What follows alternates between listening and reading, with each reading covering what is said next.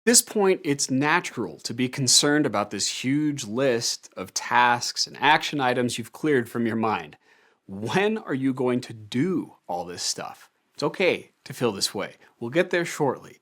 Continue with this course, and I'll guide you through how to deal with all of it in a timely way with as little stress as possible. I'll give you a simple At this point, it's natural to be concerned about this huge list of tasks and action items you've cleared from your mind. When are you going to do all this stuff? It's okay to feel this way. We'll get there shortly.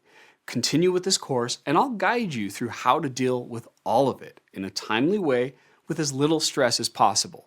I'll give you a simple system to take each item you gathered and decide what you're going to do with it, when you're going to do it, and where it belongs. Believe it or not, you do have enough time to get everything done. You just might not know it yet. For now, build the habit of clearing any task out of your mind the moment it begins to interrupt your thoughts. When that unresolved to-do pops into your head, put it into an approved gathering point. Do it even as you go through this course, or if you're in the middle of working on another project. Rather than getting distracted and chasing the new task, pause. Gather it into an approved gathering point and return to the project at hand. Yes, it's a brief attention switch, but it's less distracting than letting that task repeatedly interrupt your train of thought. Remember, your brain is not an approved gathering point. Leave yourself a message, get that task out of your head.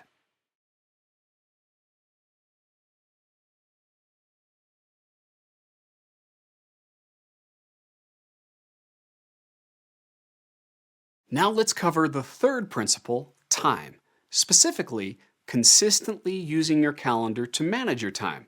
It sounds simple, yet it deserves careful consideration.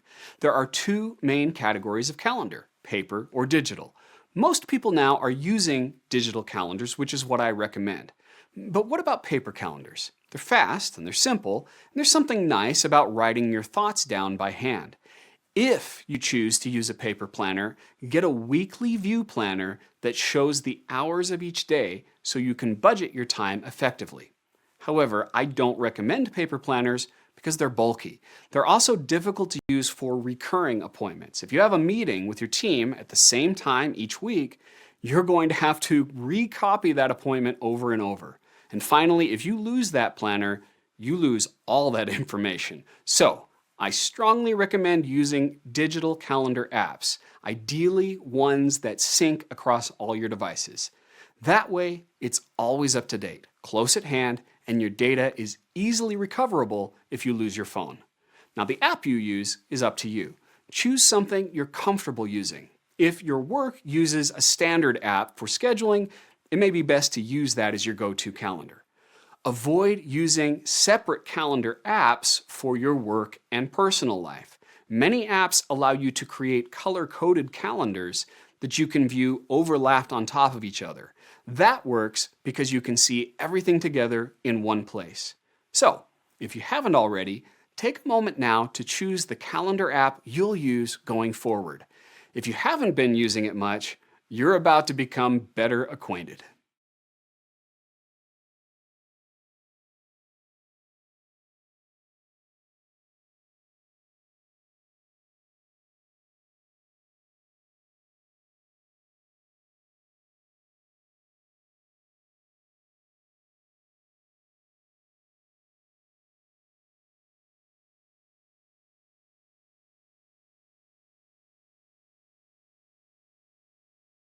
In my decades of consulting people and organizations, I've found there are 6 fundamentals to help you get the most out of your calendar. First, think of your calendar as your time budget. When you schedule things into your calendar, think of it like withdrawing money from a bank account. We each have a maximum weekly limit of 168 hours. We need to live within that limit and never overdraw. Otherwise, we go into time debt and must pay interest on time. When we try to do too many things in too little time, we pay lots of switching cost. Things take longer, we make more mistakes, and we increase our stress. Use the calendar to track your time withdrawals so you can avoid overspending. This leads to the second principle: avoid double booking yourself. There's only one of you, so don't try to schedule two things at once. Otherwise, you create lots of time debt and switching cost.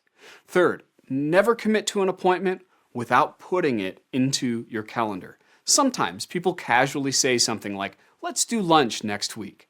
If you don't put that in your calendar, you put pressure on your mind to keep track of it, which often leads to lost time and feeling overwhelmed. If it's important to you, if it must be done, schedule it. Fourth, schedule buffer and travel time. Avoid having appointments that are back to back to back to back, 1 o'clock, 2 o'clock, 3 o'clock, with no room to breathe between them. Leave space for unexpected interruptions or just a moment to relax. And if you must physically travel from one meeting to the next, schedule that on your calendar. Fifth, think of your calendar as a commitment to others and to yourself. Stick to the time you budget in your calendar. The calendar isn't a place for tentative or perhaps. It's a place for you to choose what you'll do and when you'll do it. And if you're not committed yet, don't schedule it. And finally, think long term. Most feel like they don't have enough time to get everything done because they're thinking in terms of what can be done within 2 weeks. As you open your perspective to months and years from now, you'll realize you have an abundance of time. Schedule deeper into the future. These 6 mindsets lay the groundwork for using your calendar productively. There's one word that's more powerful than any other when it comes to focusing your time. That word is no. As you become more productive, others may see your success and want you to participate in new projects, but your time is limited. So whenever you say yes to one thing, you're essentially saying no to something else. To keep your previous commitments, you'll often need to decline new opportunities. You won't always say no, but it's important to say no more than you say yes. Sometimes a simple no thank you is all that's required. Here are a couple of tips to help with that. First, you might ask for the request through email or a message. This allows you to consider the request in a calm environment. You can assess whether you truly have the time to participate and prepare a diplomatic and kind response in case you need to decline. And let's be honest, some people might not follow through and send that email. Sometimes people ask for help on a whim because you're face to face. A brief delay gives them the opportunity to back out gracefully or not follow through. Second, sometimes saying no is often about asking the question, when? This is a way of saying not now, but later. Let's say your boss or a customer makes a request. You might say yes while asking for a specific when. Specifically ask for a completion date and time. Many delegate tasks to others without providing clear deadlines. This mistake causes confusion and wastes time. Instead, ask something like, when is the deadline for this report? That will help them get clear about their expectations while helping you prioritize your calendar. A tactful no is powerful. It can help you protect your time budget and focus your attention on what is most valuable.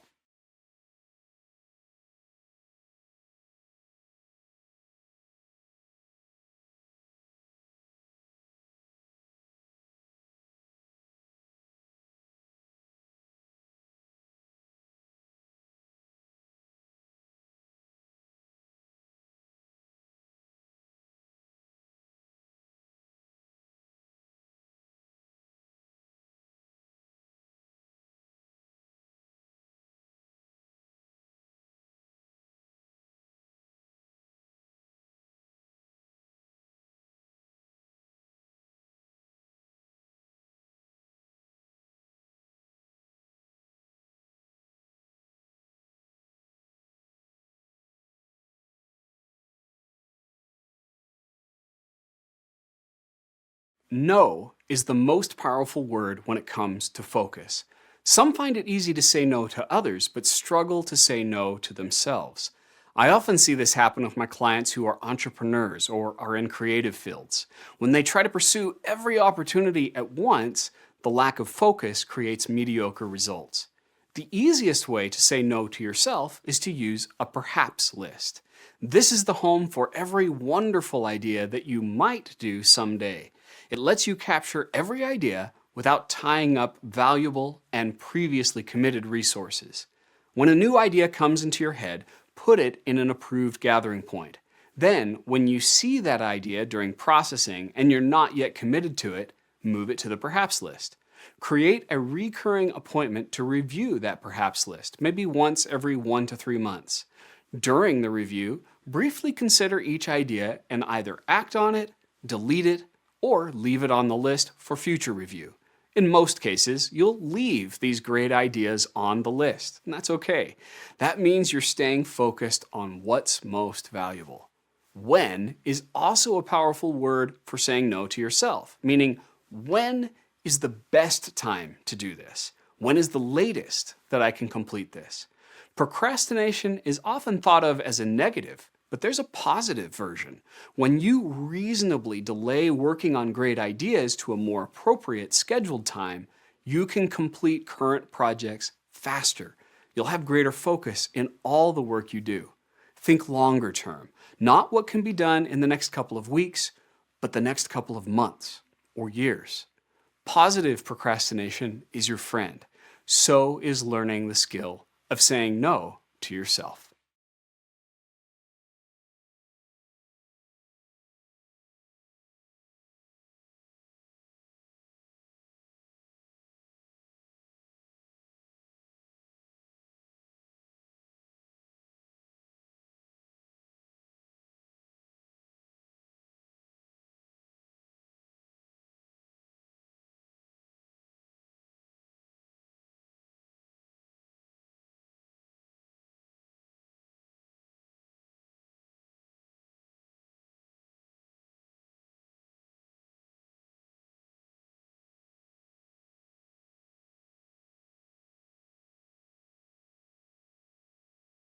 Up to this point in the course, we've discussed the major principles of productivity. Congratulations on coming this far. You're on the right track. Now we're going to start implementing these principles. There are 3 things you'll want to do to prepare for the next section. First, be in your workspace. Second, budget time to complete these chapters. And third, have the items on the resource checklist on hand. First, complete the remaining chapters while in your primary workspace. This is essential because it's the laboratory for the science of time management. It's where you put principles into practice. If you have more than one workspace, use the spot where you spend the most time answering emails, making calls, and so on. Next, the following chapters are very hands-on, so they typically take around 2 to 3 hours to complete. Maybe more depending on your level of chaos. Check your calendar and make sure you have enough uninterrupted time to complete these chapters, ideally in one sitting. And if not, perhaps schedule some time a few days from now to complete them. Finally, look at the items on the exercise file called Resource Checklist. If you already have these items on hand, great. If you're missing any items, try to get them by buying or borrowing them. At minimum, have all the required items at the top, the large boxes, the desk inbox, and your calendaring system. You may not need every item in the recommended or optional sections, but it's better to have them on hand. This reduces unnecessary delays, and later, if you didn't need something, you can always return it. This checklist includes an illustration of each item, as well as a brief explanation for why you may need it. Remember the motivation you wrote down? How you'd spend that extra free time? Well, you're about to make it a reality.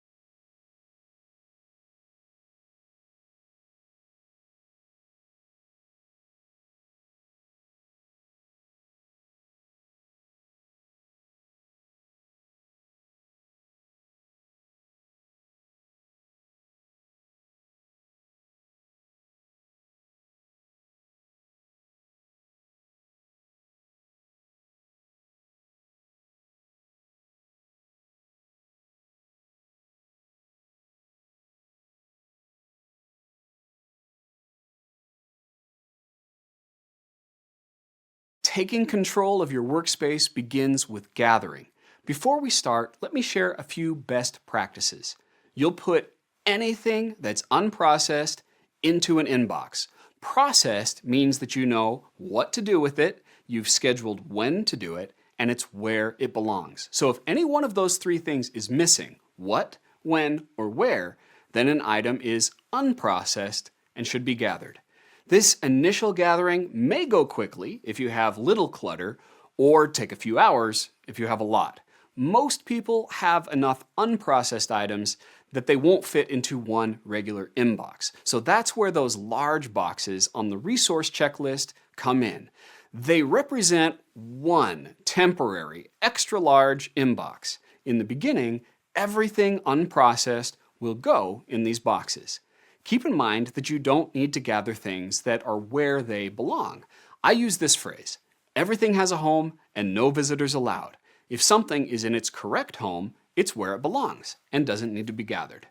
Think of a desk drawer that holds pens and nothing else. Since it's a home for just pens, you can leave them in there. But any visiting sticky notes or other random objects need to go in the inbox. Also, one more temporary instruction. Label that special desk inbox 1 week. After you complete your first gathering session, you'll take this label off. Why? As you gather items, ask one question. Will I need this during the next week? And if so, put it in the 1 week box rather than the other large boxes. This temporary separation will let you build your time management systems without falling behind. But beyond that one distinction, put absolutely anything else that's unprocessed into the other large boxes. Don't throw it away, don't sort, don't organize. Just put unprocessed items into the boxes. Now that you have those ground rules in mind, let's begin.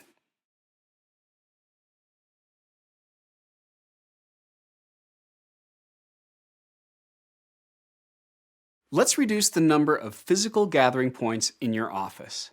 By now, you should have several large empty boxes plus your special desk inbox labeled 1 week. We're going to put everything that's unprocessed in these boxes. Here are a few examples. Random sticky notes go in the box because you'll start using your calendar for reminders. This one note needs to be dealt with this week, so we'll put that in the special desk inbox. Remember, everything has a home and no visitors allowed? All random objects that aren't where they belong should go into the large inboxes. Let's check the drawers and see what we've got here. Everything has a home and no visitors allowed. For example, this pair of scissors is sharing the home with pens, so it needs to go. By the way, divider trays or labels are a great way to take a drawer that's just wide open and turn it into a place where you can have many different homes. This is where a labeler comes in handy. Labels allow you to quickly find things and put things away. For this example, I'll create a label called pens. Here's a good rule when creating homes. Put the things you use the most closest to you. Something you use multiple times a day, like your phone or headphones, might go on your desk. Something you use maybe once a week, such as a stapler, can go in desk drawers. And put something you use less than once a month in cabinets or out of the office. As you gather, try not to throw anything away, except for maybe food trash like a candy wrapper. Throw everything else in the big inbox. We're developing a habit to help you avoid the cycle of whirlwind organization. Keep telling yourself, everything has a home, no visitors allowed. Throw any item that violates that rule into the inbox. In summary, as you gather, first, move all unprocessed items into one big inbox. Second, put any items that need to be resolved in the next week into the temporary 1 week inbox. Third, don't throw anything away. Fourth, gather anything visiting in the wrong home. Fifth, dump any miscellaneous drawers or files into the inbox. Sixth, create new homes as necessary. And seventh, label homes as you create them. Now it's your turn. Ready? Pause this course and gather everything from your office and put it all into your big inbox. You've got this.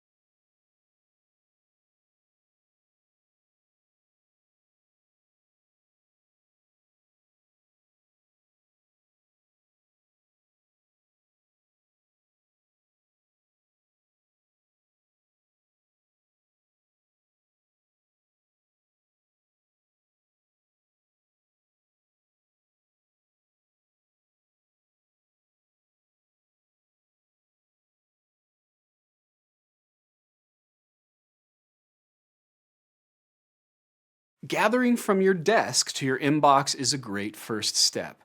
Now let's consider a few other places where you may have unapproved gathering points. Look around your workspace. Are there any places you missed? Maybe behind a cabinet where papers got lost? How about closets or storage areas? Notice any visitors in the wrong home? Take your time and search your workspace. A little extra gathering time now may save you hours in reduced switching cost later. And the more you practice gathering, the stronger this habit becomes. You may notice something that's bigger than the boxes. For example, as you look around your workspace, you might ask, what would I like to change? Perhaps installing shelves or hanging a picture. If so, make a note about that large object and then put that note in your inbox. After finishing up with your workspace, consider other locations you counted on your Gathering Points worksheet. What about your car, or your basement or garage? You may also need to gather from those areas. But don't interrupt this course if going through those places will take a while. Instead, pull out your calendar and budget time, 30 to 60 days from now, to gather items from places outside of your workspace. For larger areas, give yourself about an hour per room. At the end of all this gathering, you might look at all those boxes and feel uncomfortable. Some of my clients are relieved, while most are a little overwhelmed or stressed. That's okay. You'll begin experiencing relief as you move forward with the course. I'm about to show you how to handle each item you gathered. We'll take one step at a time, helping you learn new habits that will relieve stress and become natural to you.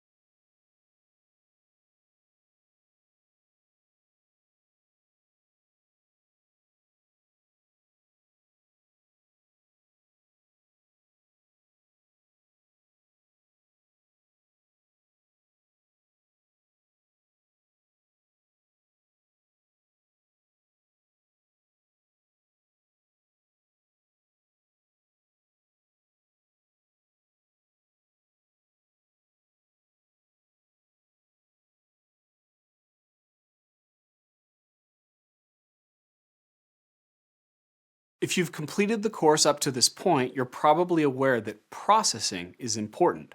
But what is it? Processing is the act of deciding how to deal with something, specifically what the next step is to complete it, when you're going to take that step, and deciding where it belongs. It's home. What, when, where processing is at the heart of helping you master your time. Here's how it works. First, pick up or look at just one item from one of your approved gathering points. One and only one. If you pick up two items or pick up another item when you're processing something, you're switch tasking, which wastes time. Next, ask yourself, what is the next step? Meaning, what's the next action step I need to take to move this thing toward completion? Then ask, when will it be done? Meaning, during my available time, when should I take that step? Now? Later? What specific time will you choose and how long will it take? Finally, ask yourself, where is its home? Meaning, where does this thing belong? Should I file it away, delete it, put it in a new home? And that's it. Get in the habit of asking yourself these three questions every time you pick up an unprocessed item. What is the next step? When will it be done?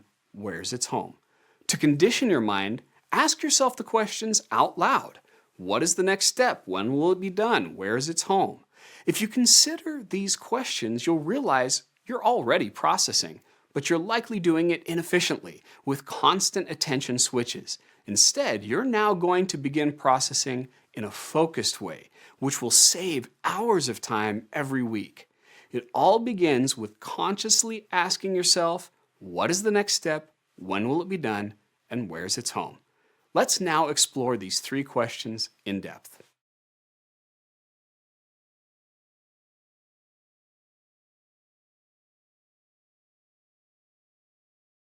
The first question of the processing system is, what is the next step? What's the single action step you'll take to move this item, this piece of paper, email, whatever it is, forward toward completion?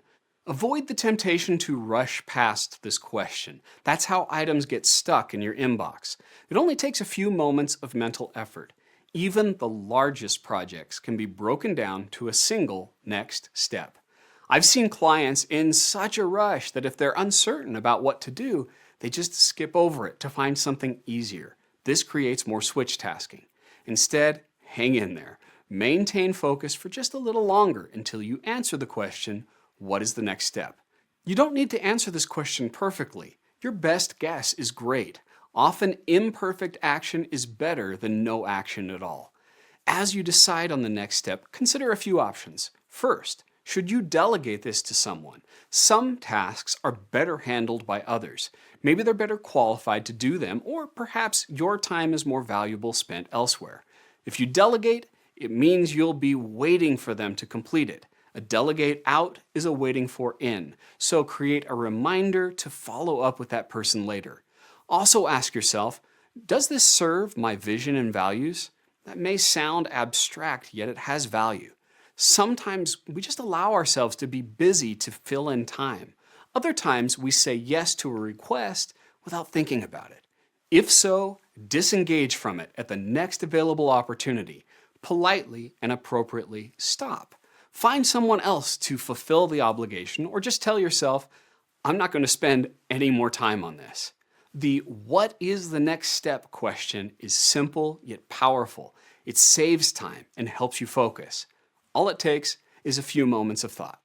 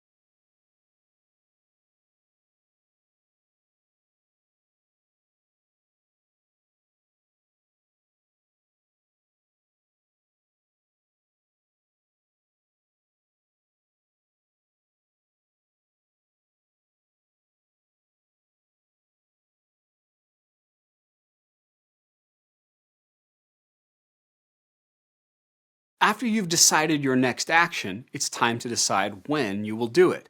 Be specific with the when will it be done question. For example, rather than next week, say Tuesday at 10:30 a.m. But how do you know which when is best? First, while processing, if the action step can be done in 5 minutes or less, do it now. Delaying likely takes at least a few minutes of time plus the cost of switching attention from another task. Doing short tasks now saves time. Second, calendar a step that will take more than 15 minutes or is time sensitive. Why? Something that is long is unlikely to fit into a busy day. You reserve space to complete it by budgeting time in advance. And anything with a deadline belongs on the calendar, which is a solid commitment of how you'll spend your time. The 15-minute or time-sensitive rules break the habit of repeatedly procrastinating to-do list tasks. If you're processing properly, most of your actions will either be done now or calendared into the future. But what about everything else? The steps that take between 5 and 15 minutes and are not time sensitive. These actions are best served by task reminders.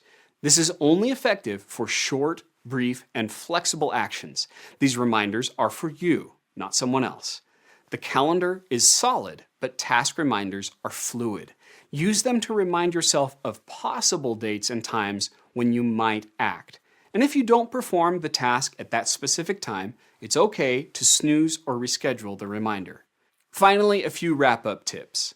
Group repetitive tasks. If I regularly pay bills, it may be better to have a weekly or monthly calendared task to pay them all at once. This helps you get in rhythm and reduce switching cost. Also, leave buffer time between appointments. Our world is fast-paced and interruptive, so let's leave breathing room between tasks and meetings. In general, 10 minutes of buffer for every scheduled hour.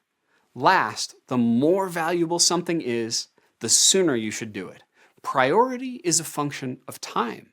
Delay low-value tasks and projects for as long as is reasonable. Carefully deciding when you act will help you prioritize and regain control of your time.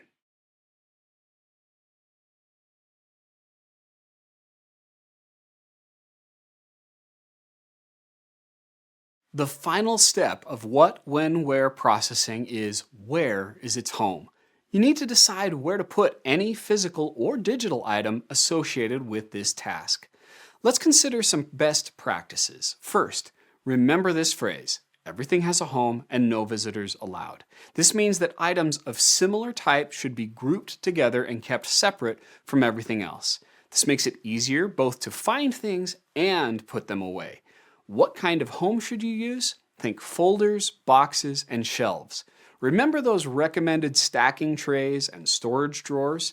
Use those to create new homes if needed. As you do, keep your homes no more than 3/4 full, so you don't hesitate to put items where they belong. Next, you may have heard the phrase, when in doubt, throw it out. Well, that's a good rule for physical items like paper, but for digital items, when in doubt, keep it. Digital storage is relatively cheap, and search engines can locate these items easily. This leads to another practice regarding where you keep contact information like phone numbers, addresses, and so on. Keep them all in one accessible place. Use an app that syncs the data continuously and makes it easier to share with others. Optionally, you may find it helpful to assign a virtual home to tasks by categorizing them according to situation or location. For example, I could assign a where by creating a temporary processed task list called One-on-One Nicole. When I go to the scheduled meeting, I'm prepared because all my questions and requests are there in one place. You can use categorized tasks for any recurring appointment, such as group meetings or shopping. These virtual homes for processed tasks make it easier to follow through because they free your mind from having to remember each individual task. A few seconds spent answering the where question can save us precious minutes or hours in the future.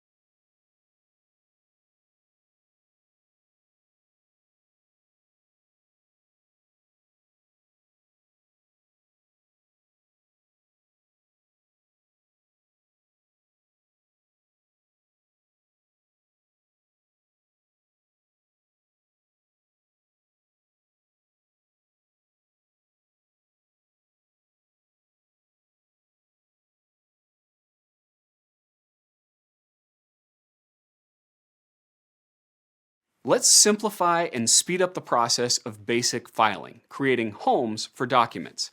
I'll share a hybrid approach, both paper and paperless, that works for most people. If you deal with company documents, use the most common system that's already in place. For this course, I'll address personal filing. Sometimes even paperless offices require a hard copy. When filing non-financial documents, use a simple alphabetical system. Set up hanging file folders and label each file folder alphabetically. They usually come in groups of 25, so combine the letters X and Y to get to 25. If you have a lot of paperwork, you can create multiple alphabetical sets for each type of file. Whenever you need to file a document, write the general category on a manila folder. Put the piece of paper in the folder and put that folder in the hanging file. This will make the paperwork easier to retrieve. Reuse that manila folder when you file again in an existing category. However, many documents are best handled by going paperless, scanning or taking a picture of them and then archiving them. Let's say I find a paper copy of an inspirational poem I like. Unless I intend to frame that poem, the easiest solution is to scan it using a paperless storage app. I prefer the simplicity of taking a picture using note-taking apps. This permanently adds it to my database and makes the text searchable. You can even do this for your handwritten notes. Then I later process that scan using what, when, where processing. When deciding where its home is, I can sort the file using any category that makes sense. Then I remove the file from my inbox and archive it. What about financial documents like contracts and receipts? If you itemize expenses, you'll especially need to keep a copy of everything. Whether you keep paper or make digital scans, use this system. Create a set of 12, one for each month. Whenever you process a financial document or receipt, put it into the corresponding month. Create a new set of 12 for each year. If you're interested in going fully paperless, there are LinkedIn Learning courses that can help. But complete this course before looking those up so you don't get distracted. Now, let's discuss how to organize digital files.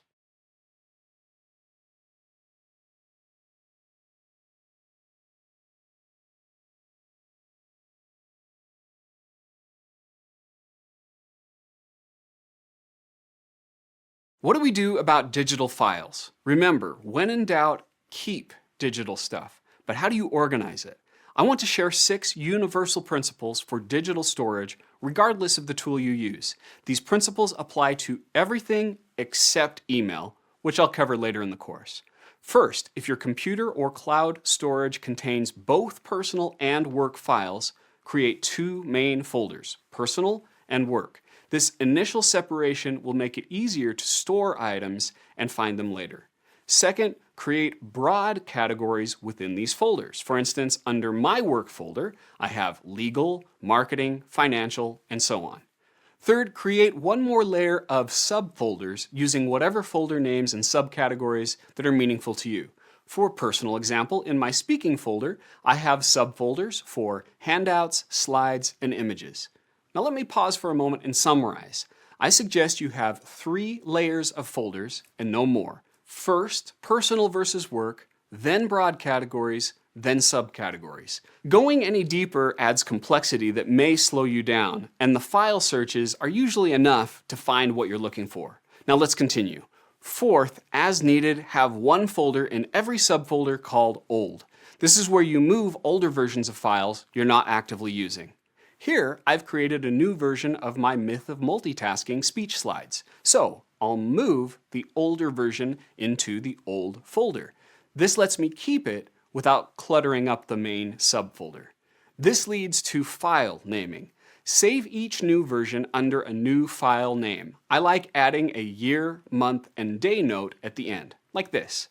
This comes in handy when viewing files sorted alphanumerically because it brings the newest version to the top. After creating the new version, I can drag and drop the older version into the old folder. One final tip. Make sure all your files have automatic backups. There are many ways to do this, typically via cloud storage. Find a tool you're comfortable with that creates off-site backups automatically. That way, even if your favorite tech tool is destroyed, you can resync files quickly. These simple principles make it easy to store and retrieve files when needed.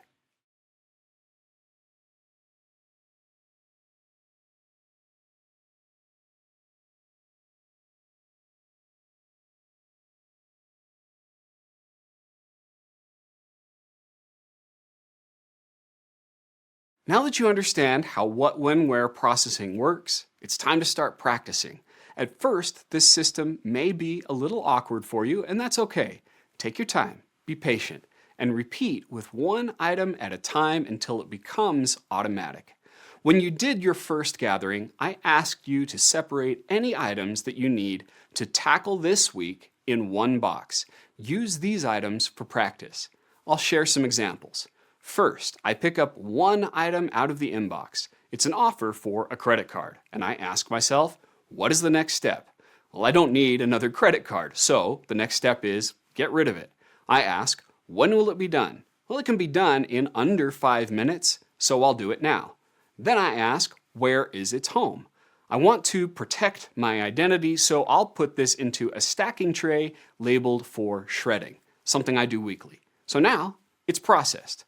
What I just did may seem a little slow for something obvious, but repetition is a powerful teacher. Ask yourself the what, when, where questions, even for obvious things. Let's pick up another item, a bank statement. What's the next step? Well, I need to review it. When will that step be done? In this case, I can do it in under 5 minutes. Where is its home? When I'm reviewing the statement, its home is in my hands. So, I do it now, and it looks good. So is it fully processed? Not yet. So I'll process it again right now by repeating the what, when, where questions. What's the next step? I need to file it. When will it be done? I can do that in 5 minutes or less too. Where is its home? Well, its home is in the January Financial Files folder. So I file it away, and now I'm done. Now let's process a more complex item. Here's a handwritten note I made to myself. Customize slides for London event. This is an upcoming speech I'm giving, and I want to give it some extra attention. What's the next step? Well, I need to open my slide deck and make adjustments. When will it be done? This definitely needs to be scheduled for 2 reasons. It will take me more than 15 minutes, and it has a deadline. The event is 6 months from now, but I should get it done a little ahead of time. So I open my calendar and schedule an hour to work on it. 4 months in the future, leaving buffer time on each side. Where is its home? Well, I already have a previous version saved, so I make a note in my appointment where the digital file is located. And this note to myself, well, that goes in the recycling bin. When in doubt, if physical, throw it out. Now it's processed. Here's one more quick example, another note I made to myself to follow up with Angelina, a CEO. She's interested in receiving coaching and wanted me to check back in a few months. I ask, what's the next step? I need to send her an email. When will it be done? 3 months from now. It can't be done now, so should I calendar it or task it? Its completion date is flexible, and I doubt that sending an email will take more than several minutes. So this is a perfect situation to use a task reminder. There are a couple of ways to create this reminder. A task app will work if it allows for reminders to happen at a specific date and time. Personally, I like to use my main calendar app with a calendar created just for task reminders, separate from my actual daily schedule. So I create a timed reminder to email Angelina. In the description, I add some notes to remind myself about our conversation. As for the where is its home question, I don't need this piece of paper anymore. It belongs in the recycling bin. Now it's your turn. Pause the course and begin processing items from your inbox one at a time. Try to spend about 1 hour practicing with real items in your inbox. If you get it done quickly with the 1 week box, continue to your larger temporary inboxes. The more reps you get, the more efficient you'll become with what, when, where processing.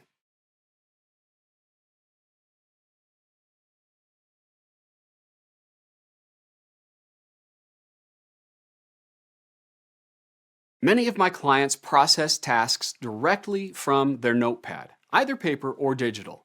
The same What When Where processing system applies, with a minor adjustment to the where step. Note pages often contain a mix of reference notes and action items. As you take notes, indicate actions by writing a checkbox next to them. Consider this example from a coaching meeting with a client, Samuel. I have several general notes and one action item. Samuel committed to send me his project schedule by October 1st. I'll need to follow up with him. During processing, I focus on the first action on the page. What is the next step? I'll follow up with him. When will it be done? It's short and flexible, and I want to give him the opportunity to get it in on time, so I create a task reminder to occur on the morning of October 2nd. If he gets it back to me before then, I can delete the reminder when it pops up. Now, where is its home? I've processed the task, but I want to keep the other notes for reference. Remember the 3D filing system for digital files? This also works well for digital notes. I've created two folders in my Notepad app, Work and Personal. Within the Work folder, I have a subfolder, Coaching. Within that, a final subfolder, Samuel. I drag and drop the note page there, and I'm done. This rule applies even for paper note pages. After I process the checkbox task from my written notes, I can store the paper note in a manila folder using my alphabetical files, or take a picture or scan and store it digitally. During the mind clearing exercise, you likely listed some tasks in your notepad. These are perfect for practicing what, when, where processing from your notepad. Pause this course and process some of these tasks, one at a time, for 30 minutes. Each rep will help you develop your mental processing muscle.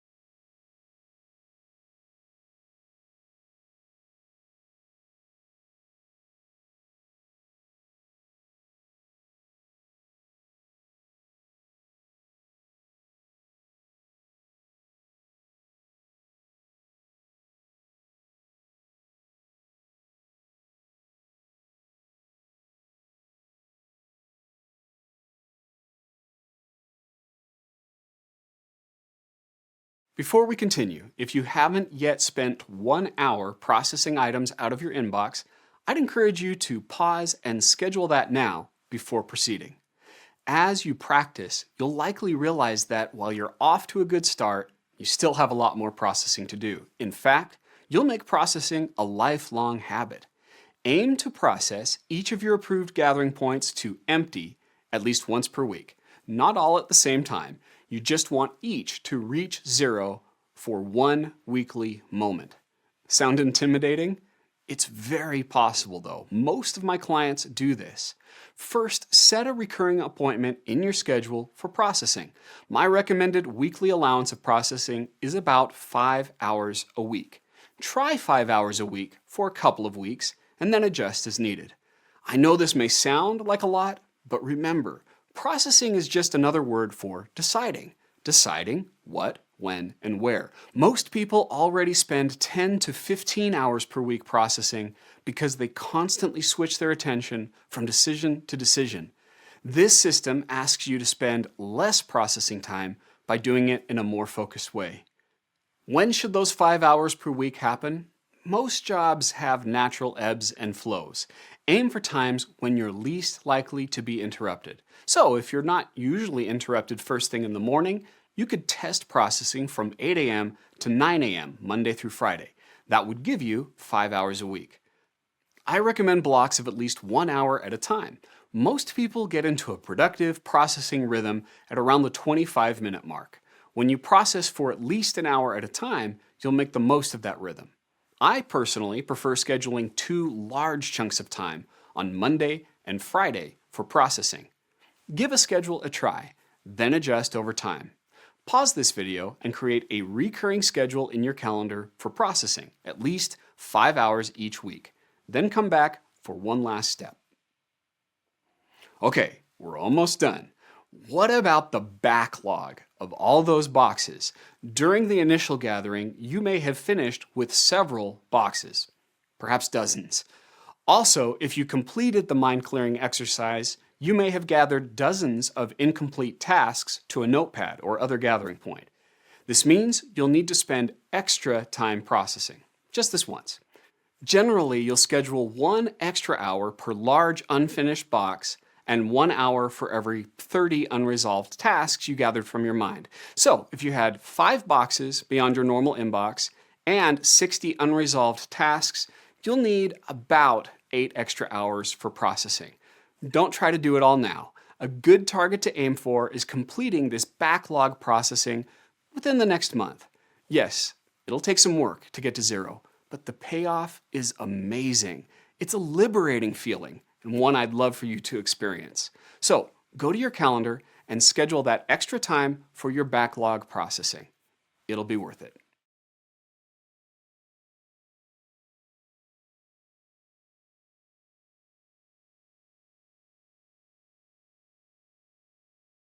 The system of what, when, where processing applies to email as easily as it does to your physical inbox. You open one item at a time from your inbox and answer the questions. What is the next step? When will it be done? And where is its home?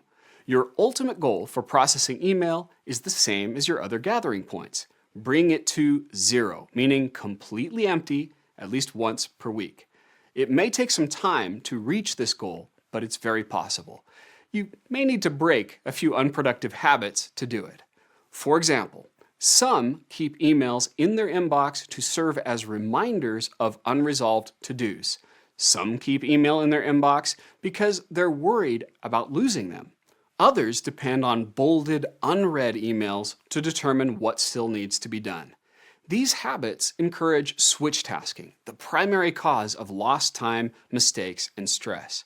So to start, focus on the total count of emails in your inbox, ignoring whether they're unread.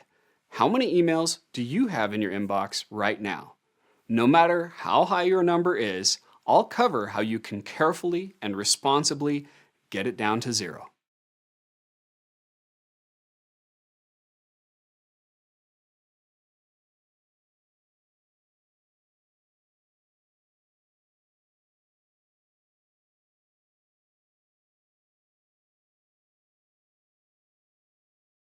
Do you hoard email in your inbox? If so, you're not alone. Some of my clients had tens of thousands before completing this training. The good news is you can gain a lot of free time by emptying your inbox. The less emails you see when processing, the less switching cost you pay. Let's start with a quick, easy method for filing email. I used to use folders to categorize and sort things meticulously. This was time consuming and often made it more difficult to find things. Instead, it's better to archive processed emails. Email apps have robust search engines. So by archiving email, you keep them, making them available for searches while reducing inbox clutter. Let's make this as simple as possible. All you need to do is use an email folder called Archive. Many email apps have this folder already, and you can send email there with a single click of a button. Other email programs may require just one additional step, creating an archive folder. Typically, you'll click on the main email folder, create a new folder called Archive, and you're done. Then, when you answer the "Where is its home?" question while processing, you can click on the Archive button or drag and drop the email into the archive. Take a few moments to familiarize yourself with how your email search engine works. You can find emails again using the email address, date sent, keywords, and more. When it comes to filing your emails, keep it simple. Throw them into that archive and let the search engines do the work.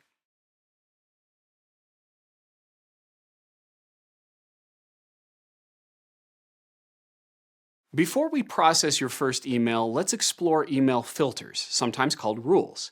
Most email apps use this feature to automatically answer all the what, when, where processing questions for you. The most basic example of this is a coupon email from your favorite business. These don't affect my inbox at all, thanks to filters.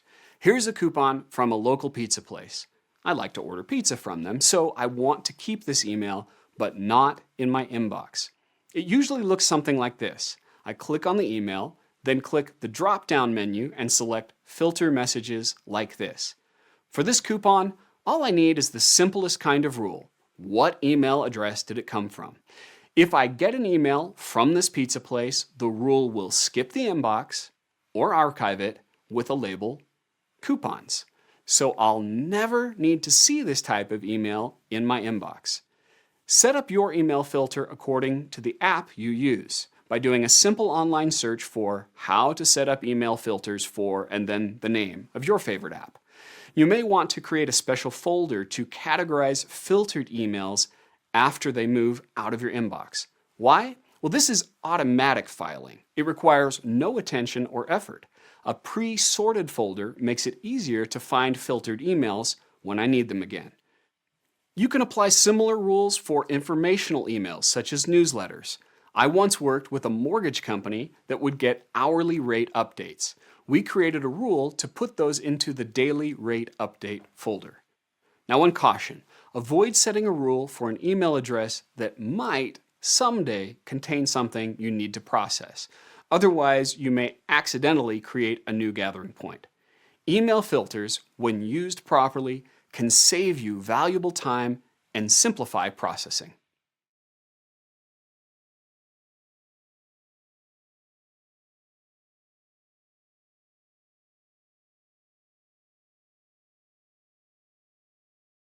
Let's process a few example emails. Here's a newsletter, but I don't want to keep getting it. What is the next step? Well, the next step is to unsubscribe. When will it be done? Because it will take 5 minutes or less, I'll do it now. I click on the unsubscribe button and see the confirmation. And where is its home? Well, after I unsubscribe, I know for certain I don't need this again, so I delete it. Next, here's an email from Neha asking if I can attend an appointment with her next week. So, what is the next step? To check my calendar. When will it be done? I can do it in 5 minutes or less, so I open the calendar. But the time she suggested will not work for me. So I need to repeat the processing system. What's the next step? Send a reply to Neha proposing a new time. When will it be done? Now, because it can be done in 5 minutes or less, I reply and hit send. And where is its home? I'm done, so I'll archive it. But let's imagine another step was needed. Maybe I need to make sure this meeting happens. In that case, there's a next step after this, right? I'm waiting for a reply. So I have a couple of options. First, I can create a task reminder for myself to follow up with her in a few days. I could copy the email and paste it into that scheduled reminder. Or some email apps have a snooze feature. This brings the email back into my inbox at a scheduled time. I can go to the sent folder, select the email I sent, and snooze it for a few days. Let's do a more involved example. A supplier asks me to look at options on their website. What's the next step? Visit the site. When will it be done? Well, I want to put some thought into this. It may take me 30 minutes. Since that's more than 15, I know it must be calendared. I open the calendar, create a new appointment, and enter the email info. By the way, some email apps that are integrated with a calendar may allow me to drag the email to the calendar. I schedule 30 minutes, making sure I have buffer time on either side so I don't overschedule. If I wanted to, I could color categorize this to identify the kind of work I'm doing, but that's optional. Finally, where is its home? Well, all processed email except for obvious deletions go into the archive. Now it's your turn. Pause the course and practice what, when, where processing your email for 1 hour. The time spent will help you develop a lasting, productive habit.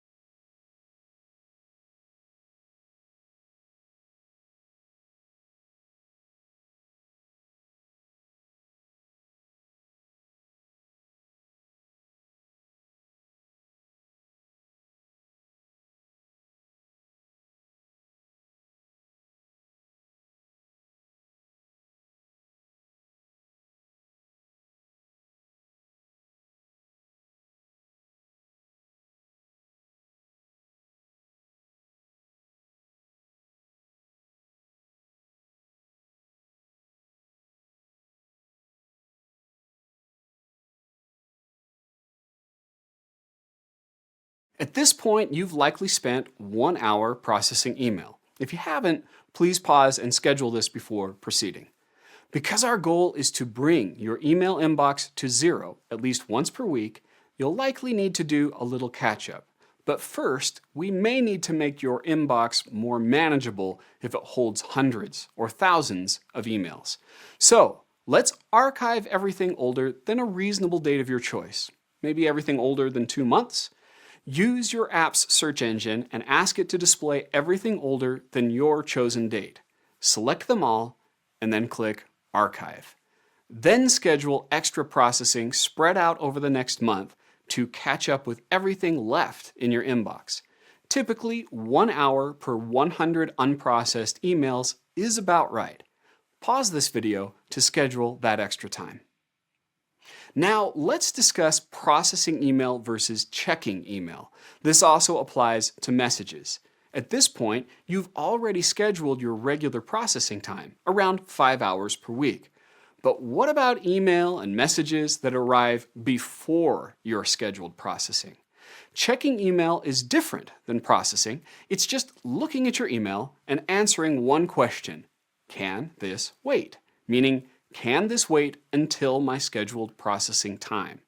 Say it's been a few hours since I've processed and I'm checking my email at noon. I scan through the new emails and ask, can this wait until my next processing time?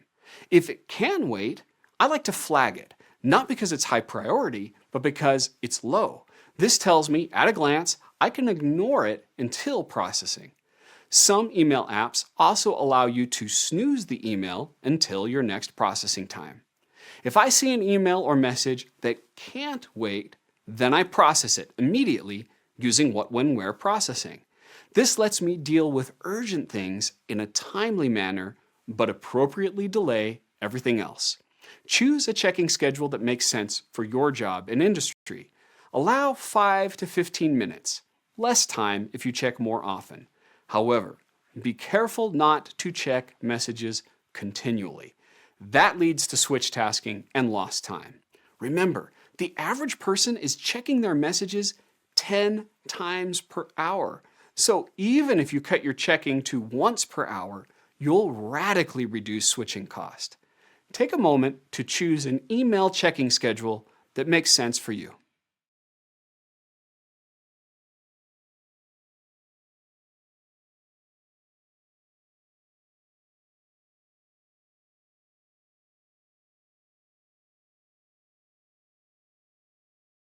How much time do you really spend working each week?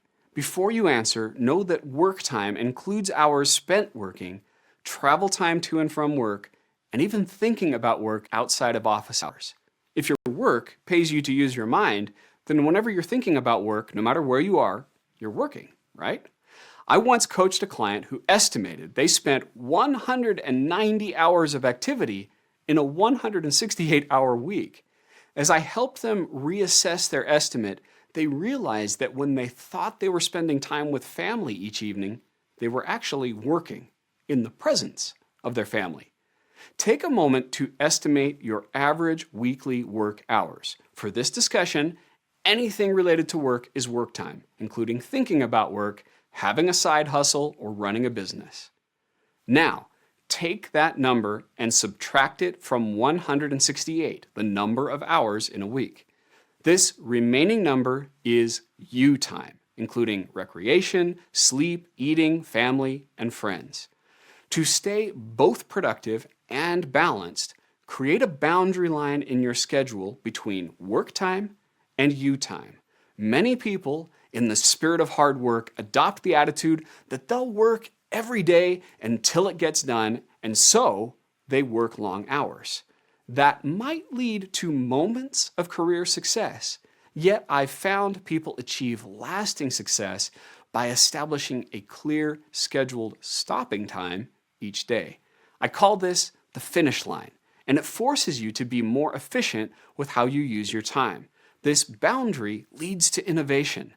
Take a moment to look at your calendar and create your first draft finish line. Don't make it too difficult.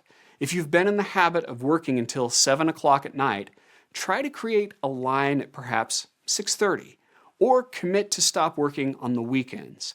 Create a recurring appointment that says finish line or work time ends. This boundary line is the first step toward greater balance and improved productivity.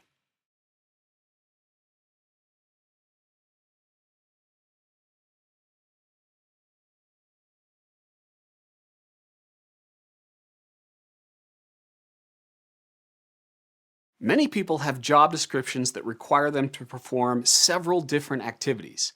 No matter the number, only a couple of these activities are truly the most valuable. What do I mean by valuable? I'm talking about work time only, not you time. Being a parent or a friend is priceless, but we can assign a value to work activities. The easiest way to do this is estimate the amount of money that you would pay someone else to perform the same task at similar quality. Your top 2 work activities that you excel at that would cost you the most per hour to pay someone else to do are your most valuable activities, or MVAs for short. All the other activities that you do are less valuable activities, or LVAs. And if you're like most people, you're likely spending most of your work time in these LVAs. I consistently find the average business leader spends less than 20% of their time in their most valuable activities. This means that they have the capacity to do work that is worth a great deal, but instead they spend most of their time on activities that are worth less. To excel in your career and make more money for less work hours spent, focus the majority of your time on your most valuable activities. First, I'll help you discover your top 2 MVAs. Then we'll create a time budget so you maximize the time you spend in these MVAs each week.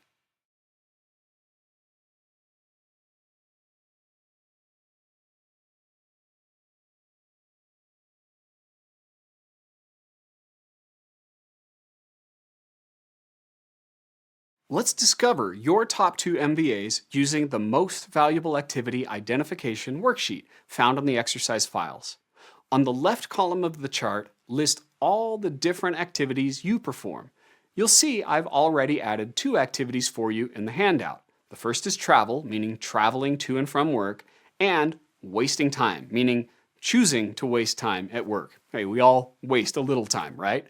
Continue listing the other activities by imagining yourself wearing many different hats, each hat representing a mini position, from manager to custodian to coordinator to sales rep. Each hat switch is a different activity. Pause the video now to make this list and then come back when you're done. Now let's move to the second column. Guess an average full-time annual salary for someone filling that position. You can guess or just do a search for annual salary and then the position title. We're looking for rough numbers here, not perfection. Pause the video while you list the estimated annual salary for each position.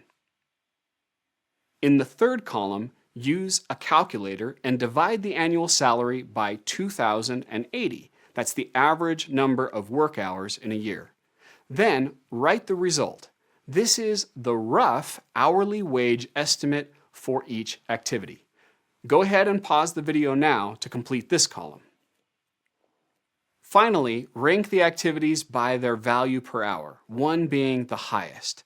Traveling and wasting time are both worth 0, so wait to rank them until the end, as they'll be dead last. If you want to make a judgment call and adjust the rankings a bit, that's okay. Ranks 1 and 2 are your most valuable activities. Now that you've identified your MVAs, let's build a schedule that maximizes the time you spend in them.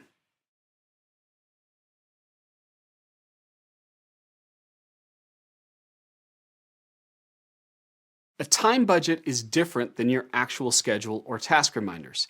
Think of it like a template of an ideal week that helps you make scheduling decisions. Most calendar apps allow you to create multiple calendars and compare them side by side or overlay on top of each other.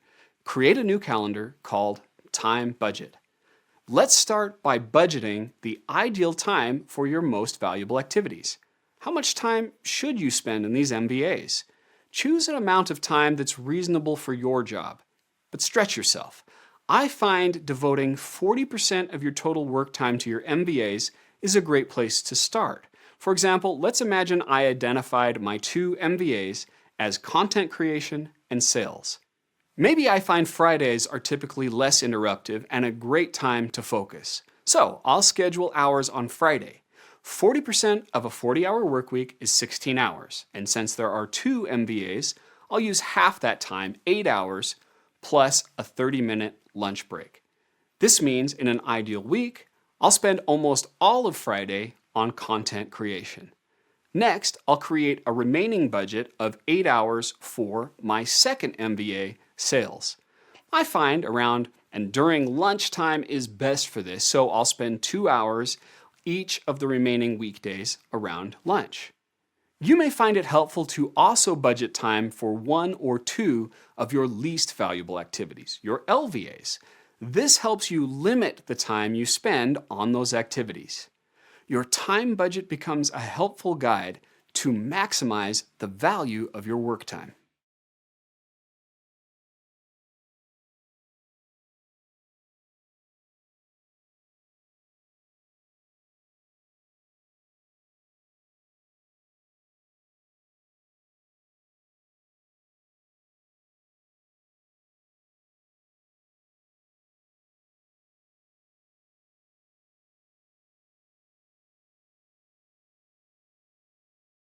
Let's explore a few examples of how to use your time budget to aid your scheduling. First, let's imagine I opened a note I took about an important sales lead who asked for a proposal.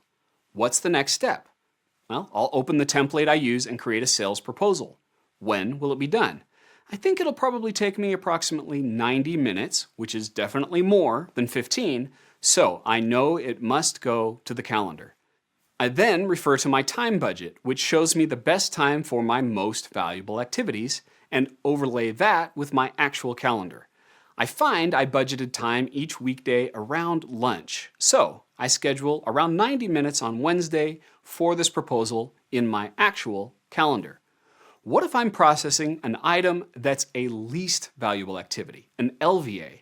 Perhaps I'm processing an email my accountant sent me. He says we need to review my finances for last year.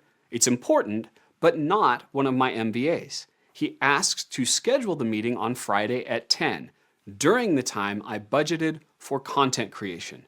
You'll often be tempted to schedule LVAs on top of time budgeted for MVAs. Try not to do that. It's okay to suggest an alternate meeting time. So I politely respond with a couple of options that don't conflict with my time budget. Remember, sometimes saying no is about saying not now, but later. Refer to your budget before responding to a meeting request or creating more work for yourself. One last comment about the time budget. As you put it into practice, you'll start to notice what works and what doesn't. It's okay for it to evolve over time. Perhaps revisit your budget every 3 months or so.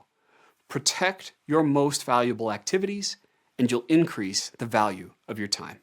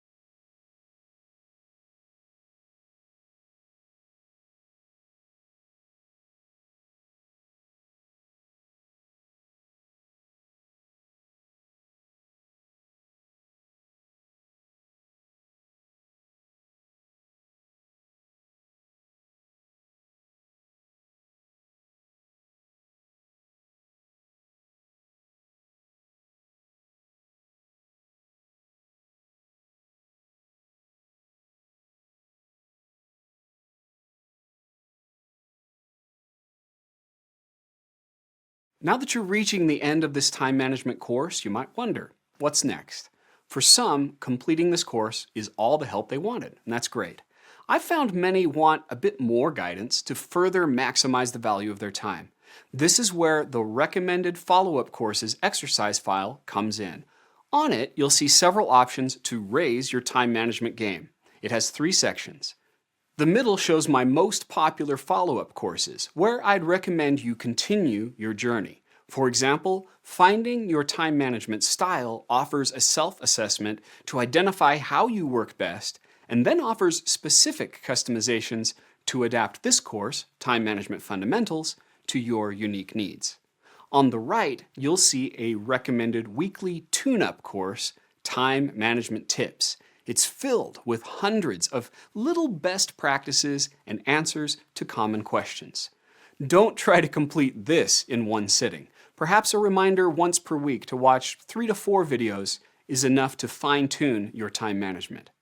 And the bottom section lists other courses that might address your specific needs, such as improving the productivity of your meetings. Scan over that list and see if any of the topics interest you. All of this is optional. Just know there are additional resources available to help you achieve your time management goals.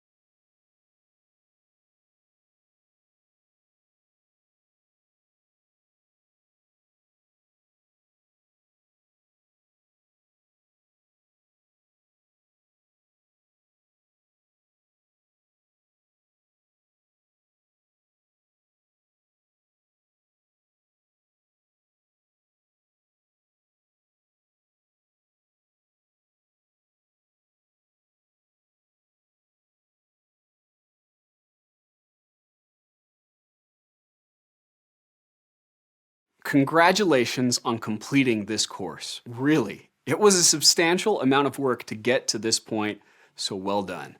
Remember the first question I asked you? What will you do with the free time you gain? Keep referring to that. And as free time starts to appear, schedule more moments to do more of those wonderful things. I'll leave you with 3 suggestions. First, one of the keys to developing a lasting habit is accountability. This means receiving regular reminders and ideally reporting your progress to someone else. I've created a tool for that, and you can get it for free at davelearn.com. Each week, an email will remind you to report your progress. It also shares a video on this library that answers frequently asked questions. Second, share this course and your experience with someone else, a friend, a coworker. If you have someone around you who's also trying to live these principles, it will improve your follow-through. You can also interact with others who are taking this course in the Q&A tab. And last, create a reminder for yourself to review this time management course every 3 months or so, maybe at a faster speed this time. Regular review will increase your likelihood of consistent success with time management. Thank you for allowing me to share these principles with you, and may you continue to be even more productive in the coming weeks and months.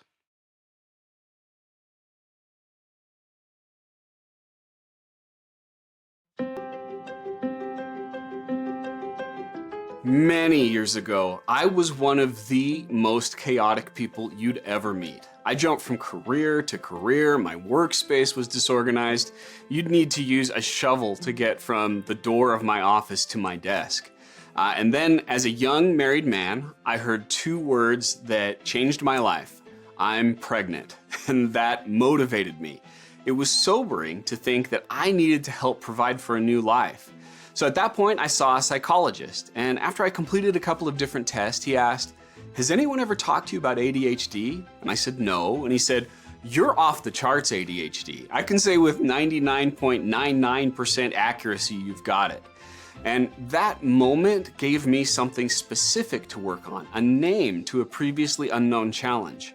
My journey of solving it for myself led to my current career of helping others be productive.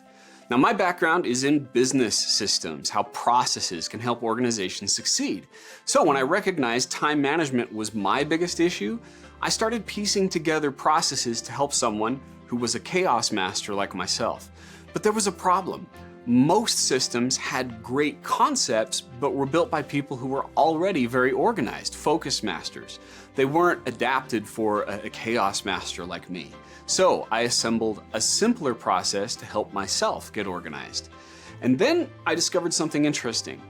My biggest issue is the same as most everyone else. Most people have so much going on, and they're switch tasking so much that so even if they don't have the genetic condition of ADHD, they experience the same stress and issues. It's an epidemic of scattered attention. So I started to teach and coach others using this new process. And from that point, things took off quickly. My first book, The Myth of Multitasking, and every book and course I've created since then is about helping even disorganized people find focus and time. And of course, I still deal with chaos. My wife makes fun of the fact that she can tell where I've been in the house because of the open cupboards I leave everywhere. So if you followed me around, you'd see that 98% of the time I'm completely organized and in control, but there's still that 2% where the ADHD slips through. This course is about helping people with their workday, and that's important. But the thing that gives me the most joy is its impact in a person's everyday life. Each day, we can focus on friends and family. They want to talk to us. But if we're in a state of switch tasking, looking at our phones, not focusing on people, we're missing out on these relationships. And that returns me to the moment that led to this course, wanting to be a good husband and father. So what makes my day is when someone who's completed this course tells me this has changed my life, or that the relationships with the people who matter most are stronger. That's the hidden theme in my work,